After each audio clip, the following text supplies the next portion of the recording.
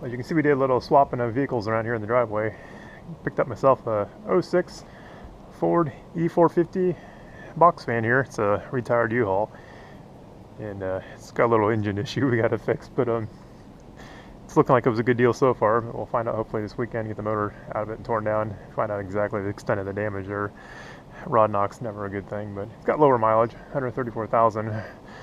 But anyways, got the mutant vehicle moved over on the side there. Got the trailer off at a different location right now. But this is going to replace both my previous Burning Man vehicles.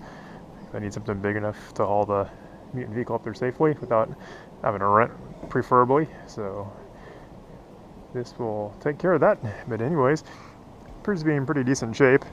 A little minor body damage here by the tire, but we can pop that out. The body's in pretty good shape. It's got almost brand new tires on it, which is pretty nice. Had to fix that little guy there, but nothing too haggard. But I bought this thing the day it was raining, so I know the box doesn't leak. I don't have it open right now, but it's a typical U-Haul, so it's got the pull-out ramp, which is pretty handy. That's not the real license plate on it, so we'll get some registration here for California here pretty soon, I hope. But a nice big old sturdy step bumper hitch that'll hopefully be able to handle my 16-foot flatbed trailer to haul this guy on. But this thing will haul, I think gross vehicle weight on this thing, towing capacity is like 10,000 pounds or whatever. The trailer I have for the mutant vehicle is only like 7 or so, but it's got a couple little battle scars on her, but not too bad. The interior's in pretty good shape. And so yeah, somewhere in there is a V10, Triton V10 with a bit of a rod knock. I think it's been sitting for about 6 months. I fired it up and started right up, but it definitely has a pretty bad death knock there in the bottom end, so shut her right down and got her pushed in the driveway here. So big shout out to my nephew who helped me get this thing moved around in the driveway. But anyways, got the doghouse off here in the back already. So there's the back of our V10, which I guess I don't know much about these Tritons except for spark plug issues on them, and they're not my #1 favorite V8 in the Ford family, but they get the job done. So it's a 6.8 liter, I believe, and that's like 414 or so cubic inches. But yeah, they stole the headlight switch out of this thing, so I got another one coming already. I got the panel in the back, and doghouse is in the back. So I gotta replace the lower seat cushion on this thing, but otherwise the interior is in pretty good shape. So it's still got pretty low. It's the newest vehicle I own now, and it's got the lowest mileage on it of any vehicle I own now. I thought that was pretty funny. I got the fuel economy gauge, which is basically just a vacuum gauge tied in here. Somebody broke the purge solenoid for the evap, so I gotta replace that. The small guy's not gonna like that. But anyways, I'm sure what's going on here. Floor's a little warped, or I know you get oil on some of this stuff here and gas. It'll warp that rubber, so we'll fix that. No biggie. The door sills, everything else is in pretty good shape.